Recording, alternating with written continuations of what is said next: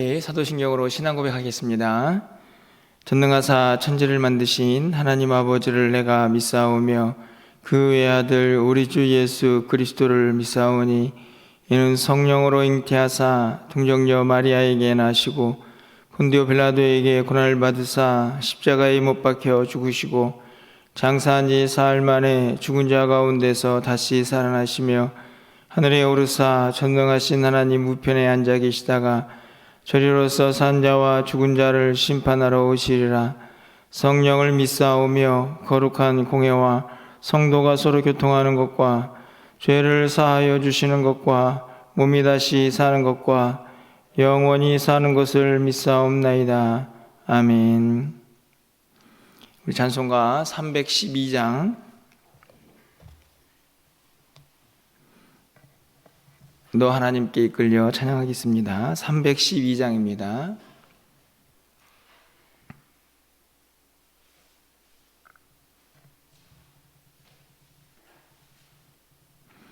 너 하나님께 이끌리어 일평생 주만 바라면 너 어려울 때 힘주시고 언제나 지켜주시리. 주 크신 사랑 믿는 자 그 반석 위에 서리라. 너 설레는 맘 가다듬고 희망 중 기다리면서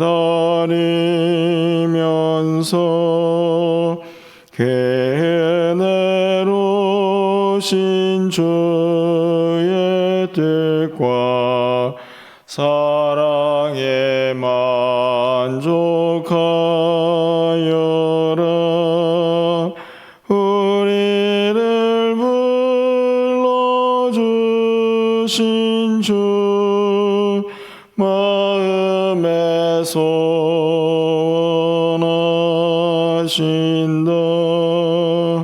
주 찬양하고 기도하며 내 몸부님 쏟아라. 주 약속하신 모든 은혜 내게서 이루어지리라. 참되고 의지하는 자 주께서 기억하시리.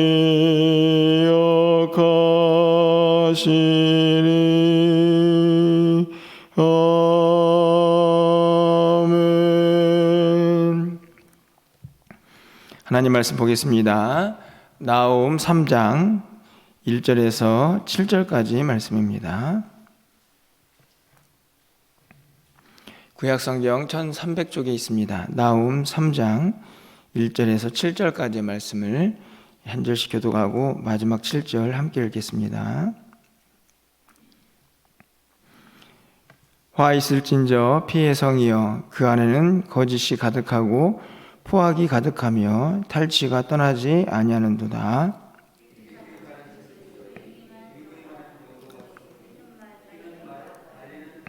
충돌하는 기병, 번쩍이는 칼, 번개 같은 창, 죽임당한 자의 때에 죽음의 큰 무더기, 무수한 시체여 사람이 그 시체에 걸려 넘어지니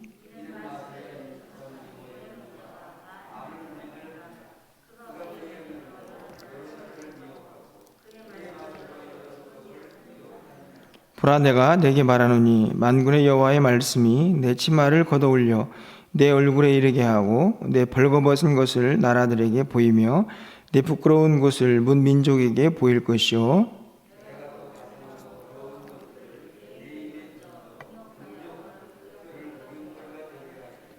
7절입니다. 그때 너를 보는 자가 다 내게서 도망하여 이르기를 니느웨가 황폐하였도다. 누가 그것을 위하여 애곡하며 내가 어디서 너를 위하여 할 자를 구하리오 하리라. 아멘. 먼저 광고부터 드리겠습니다. 이미 문자를 드렸지만 우리 김영민 권사님 남편분이 별세하셨습니다. 오늘 발인 예배가 있는데요. 오후 3시에 교회에서 출발하도록 하겠습니다. 어제부터 계속해서 이 나온 말씀, 그저께 붙여죠. 나온 말씀을 함께 살펴보고 있는데요. 매일 성경 순서를 따라가다 보니 갑자기 요나에 이어서 소선지서를 살펴봅니다. 이제 오늘까지 또 살펴보고 내일은 또 이제 5월 첫째 날 되기 전까지 시편 말씀을 좀 살펴보게 되는데요. 이제 순서를 따라가다 보니 조금 그런 부분이 있습니다. 여러분이 양해해 주시길 바랍니다. 오늘 이 3장에는 나홈의 이제 마지막 부분에서 여전히 이 니느웨의 멸망에 대해서 하나님께서 선지자를 통해서 말씀을 하고 있는데요. 오늘 이 3장 말씀에서는 니느웨가 왜 하나님의 심판을 받아야만 했는가 하는 부분들을 좀 함께 살펴보고 그 결과에 대해서 말씀을 좀 나누면서 기도 제목을 삼으려고 합니다. 도대체 얼마나 그들이 하나님을 떠났는가 하는 모습을 좀 살펴보려고 하는데요. 1절 말씀을 좀 가서 보시면 이렇게 시작을 하고 있습니다. 화 있을진저 피의 성이여 그 안에는 거짓이 가득하고 포악이 가득하며 탈취가 떠나지 아니하는도다. 피의 성이라고 이 니느웨 성을 말씀을 하고 있습니다. 피의 성은 그 성이 피로 가득했다 이런 의미일 수도 있겠지만 그 피는 다른 나라 전쟁을 통해서 그 무력으로 그들을 죽이고 또 그들을 탈취하기 위해서 행했던 그 모습들을 비유적으로 표현하고 있는 내용들이죠. 정당한 전쟁, 물론 그런 전쟁이 있을까 싶기도 하지만 자기 나라를 지키기 위해서 만약에 전쟁을 했다 하면 이런 표현을 쓰지는 않았을 것입니다. 뒤에 보면 그 피의 성 안에 뭐가 있습니까? 거짓, 포악, 그리고 탈취. 쉽게 말하면 다른 나라의 것을 빼앗고 힘으로 제압하고 그래서 그 무고한 피를 흘린 이 니느웨 성 그리고 아수르 민족에 대한 하나님의 심판의 메시지가 담겨져 있는 구절들이죠. 사실 지금 러시아하고 우크라이나라는 나라가 전쟁 중에 있는데요. 들려오는 소식들을 보면 총칼을 들지 않은 무고한 시민들, 그런 시민들이 어처구니 없이 죽어가는 모습들을 우리가 보게 됩니다. 전쟁의 참상이기도 하지만 왜 그 전쟁이 일어났을까 생각해 보면 결국은 한 나라의 욕심, 탐욕이 아닌가 이런 생각이 들기도 하죠. 이 니느웨 성도 마찬가지입니다. 피의 성, 무고한 피를 흘렸던 그 안에 거짓과 포악, 탈취 그런 모습들을 보게 됩니다. 4절 말씀을 좀 가서 보실까요? 이는 마술에 능숙한 미모의 음녀가 많은 음행을 함이라. 그가 그의 음행으로 여러 나라를 미혹하고 그의 마술로 여러 족속을 미혹하느니라. 다른 나라를 얻기 위해서 행해지는 일들, 속이죠. 여기 보면 마술, 능숙한 미모의 음녀 이런 표현들이 있습니다. 좀 비유적인 표현들인데 그런 속임수를 가지고 다른 나라들을 침범하고 또 무너뜨리는 그 백성들의 모습을 그대로 드러내고 있습니다. 힘으로 그리고 거짓으로 그들을 속여서 어떻게 쓰든지 그 나라를 빼앗는 악행들을 그대로 드러내고 있는 것이죠. 하나님이 보시기에 그 모습이 얼마나 심각했을까 하는 모습들, 왜냐하면 그 하나님이 우리가 살펴봤듯이 공의의 하나님이시기 때문입니다. 그런데 오늘 본문을 보면 다 읽지는 않았지만 그런 모습이 전부가 아닌 것을 볼 수 있습니다.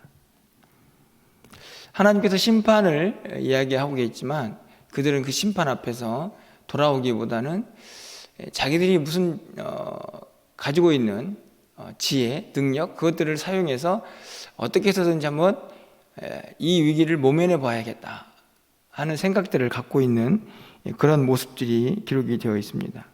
8절 말씀을 가서 보시면요, 내가 어찌 노아몬보다 낫겠느냐, 그는 강들 사이에 있으므로 물이 둘렀으니 바다가 성루가 되었고 바다가 방어복이 되었으며. 갑자기 왜 노아못이라는 도시가 나오느냐 이렇게 생각이 들 수 있지만, 이 노아못은 애굽이라는 나라에 한 강한 그런 성이 있는 도시로 그렇게 알려져 있습니다. 이 노아못을 비유적으로 니느웨와 연결시키고 있는 이유는 지리적인 위치가 비슷하기 때문이죠. 이 노아못도 그렇고, 그리고 이 니느웨 성도 마찬가지입니다. 천혜의 요새다 이런 말들을 쓰죠. 주변에 강들이 있어서 그 강이 이 성을 보호해 주는 것입니다. 바다가 성루가 되었고 바다가 방어벽이 되었다 이렇게 기록이 되어 있지 않습니까? 니느웨도 마찬가지입니다. 큰 강이 흐르고, 그래서 이 성을 이 강들이 보호해 주는 그런 역할을 했기 때문에 니느웨는 그 백성들은 항상 그런 생각을 하고 살았다고 합니다. 우리는 절대로 무너지지 않아, 이런 생각들이죠. 그러다 보니 하나님께서 심판을 외쳐도 우리는 무너지지 않는다, 이런 생각들을 하고 나름대로 그 방법들을 강구할 수 있는 그런 민족이었다라고 말씀을 드릴 수 있는 것이죠. 게다가 12절을 보면 모든 산성이 나오죠. 산성들 무엇입니까? 자신들을 보호하는 것들이죠. 13절을 보면 장정들 나옵니다. 산성들도 많고 장정들도 많으니 거기다가 천혜의 요새인 이 성도 가지고 있으니 아무리 심판이, 아무리 파괴자가 올라와도 우리는 능히 이길 수 있다, 이런 생각들을 할 만하다는 것이죠. 여러분 16절 말씀 좀 가서 보십시오. 내가 내 상인을 하늘의 별보다 많게 하였으니. 상인이 많다는 얘기는 뭡니까? 그 당시 이 니느웨 성도 주변에 강이 있었기 때문에 당연히 무역이 발달했겠죠. 상인이 많다는 얘기는 부를 축적하기에 충분했다, 이런 생각을 갖게 됩니다. 결국은 이 니느웨, 더 나아가서는 아수르라는 이 나라 자체가 잘 무장되어 있는 군사력, 그 다음에 좋은 지리적으로 완벽한 요새, 거기다가 힘이 있고 부가 있었습니다. 자, 그 정도 있으니까 어떤 위기가 닥쳐와도 우리는 능히 이길 수 있다, 이런 교만이 그들 마음속에 늘 자리를 잡고 있었을 것입니다. 안타깝게도 경고의 메시지가 잘 들려오지 않았을 것입니다. 왜냐하면 이미 그들이 가진 것이 너무 많았기 때문이죠. 그 결과 어떻게 되었습니까? 하나님께서 어떻게 말씀을 하십니까? 그 예로 여러 가지가 있지만 12절 하나만 좀 보시면 또 다른 비유적인 표현이 나와 있습니다. 내 모든 산성은 무화과 나무에 처음 익은 열매가 흔들리기만 하면 먹는 자의 입에 떨어짐과 같으리라. 그렇죠? 쉽게 이해가 되는 비유입니다.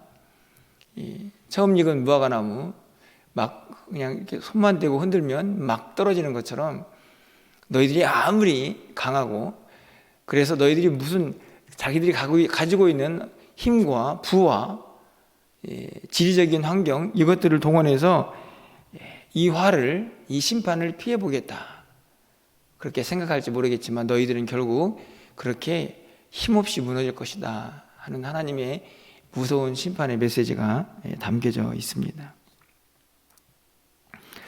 이 모습을 보면 어떤 생각이 드십니까? 하나님의 공의, 그 앞에서 어떤 강한 민족도 버틸 수 없다. 그것을 확실하게 볼 수가 있죠. 그들이 가지고 있는 그것이 아무리 강할지라도 하나님의 심판, 하나님의 주권 안에서는 그 심판을 견딜 수 있는 민족이 없다는 것을 분명하게 가르쳐 줍니다. 참 안타까운 것은 이런 생각이 들게 됩니다. 만약에 이 니느웨, 아수르가 가진 것이 없었다면, 연약하고 부족했다면 어땠을까요? 아마 그렇게 힘으로 다른 나라를 제압하지도 않았을 것이죠. 뿐만 아니라 하나님께서 회개하라. 아마 그러면 조금 더 일찍 하나님 앞에 무릎을 꿇지 않았을까, 이런 생각이 듭니다. 물론 하나님의 주권 섭리를 우리가 이해한다면 그런 말을 할 수는 없겠지만, 이렇게 말씀을 드린 이유는 지금 이들이 가지고 있는 물질, 힘, 그리고 천혜의 요새, 그 지리적인 모든 환경들이 무엇을 가로막고 있습니까? 하나님의 심판, 하나님의 경고의 메시지 앞에서 회개, 하나님 앞에 돌아가는 것, 그것들을 가로막고 있죠. 쉽게 말하면 그들이 가지고 있는 무엇인가가 하나님 앞에서 용서받을 수 있는 기회를 박탈하고 있다 하는 것입니다. 참 안타까운 일이죠. 자신들이 가지고 있는 그것이 은혜가 되고 감사가 되어야 하는데, 그것들이 하나님 앞에 나아가는데 방해 요소가 되고 있다는 말씀입니다. 이 말씀을 보면서 우리의 모습을 좀 돌아보게 됩니다. 우리가 대단히 많은 것을 가지고 있지는 않지만, 우리가 가지고 있는 우리의 고집들, 또 우리의 생각들, 이건 내가 맞아, 이런 것들이 혹시 우리 안에 있지는 않습니까? 다 내어놓고 겸손하고 낮아진 모습으로 하나님께 나아가야 한다 하는 것을 우리가 너무나 많이 알고 있지만, 우리가 가지고 있는 이런저런 것들이 오히려 하나님 앞에 나아가서 무릎 꿇고 하나님 앞에 용서를 구하는 그 일에, 아니 하나님 앞에 더 가까이 나아가는 그 일에 방해가 되고 있는 것은 아닌가. 사실은 겸손하게 돌아봐야 할 아주 심각한 문제입니다. 단순히 니느웨에게만 해당되는 것이 아니라 우리의 신앙 가운데서도 얼마든지 벌어질 수 있는 일이 되기 때문이죠. 자신을 잘 살피는 또 오늘 이 아침이 되기를 소망해 보면서, 마지막으로 이 하나님께서 심판하실 때에 그 멸망당한 이 니느웨의 마지막 모습들을 좀 간단히 살펴봅니다. 7절 말씀인데, 오늘 우리가 읽었던 말씀을 보면, 그때에 너를 보는 자가 다 내게서 도망하며 이르기를 니느웨가 황폐하였도다. 누가 그것을 위하여 예곡하며 내가 어디서 너를 위로할 자를 구하리요 하리라. 이 말이 무슨 말인가요? 니느웨 성이 무너지는데도 주변에 있던 사람들이 도와주려고 하지 않고 도망가니까요. 그러면서 그들을 위로하고 예곡할 자가 없다 하는 것을 말씀하고 있습니다. 그들을 위해서 울어줄 자도 없고 그들을 위로할 자가 없죠. 19절 말씀입니다. 우리 19절 말씀 마지막으로 함께 좀 읽어보도록 하겠습니다. 19절입니다. 내 상처는 고칠 수 없고 내 부상은 중하도다. 내 소식을 듣는 자가 다 너를 보고 손뼉을 치나니 이는 그들이 항상 내 행패를 당하였음이 아니더냐 하시니라. 그렇죠. 어떤 모습인지 이해가 되시죠? 항상 행패를 당한 사람들, 그러니까 니느웨가 힘이 강해가지고 많은 사람들을 괴롭혔습니다. 그러니 이제는 무너지고 심판당하는 그 성을 보면서 어떤 마음이 들었겠습니까? 여기 보니까 그 소식을 듣고 손뼉을 치죠. 쉽게 말하면 잘 됐다, 우리식으로 하면 고소하다, 이런 표현을 하고 있는 것입니다. 위로할 자도 없고 그들을 위해서 울어줄 자도 없습니다. 오히려 손뼉을 치고 그들이 당한 행패를 생각하면서 고소해하는 주변 사람들의 모습을 보게 됩니다. 얼마나 안타까운 모습인가요? 사실 이 말씀을 보면서 지난 주일에 여러분과 함께 나누었던 말씀이 또 생각이 납니다. 잠언 16장 7절 말씀이죠. 기억이 나시는지 모르겠습니다. 사람의 행위가 여호와를 기쁘시게 하면 그 사람이 원수라도 그와 더불어 화목하게 하시느니라. 여러분, 이 말씀과 오늘 본문에 있는 이 니느웨의 모습을 보면 너무나 정반대가 아닙니까? 사람의 행위가 하나님을 기쁘시게 하면 원수라도 그 마음이 움직여서 그들과 화목하게 됩니다. 그런데 오늘 본문을 보면 사람의 행위가 악을 행하니까 그들을 따르고 그들과 함께 했던 사람들마저도 무너지는 그들을 보면서 원수가 되죠.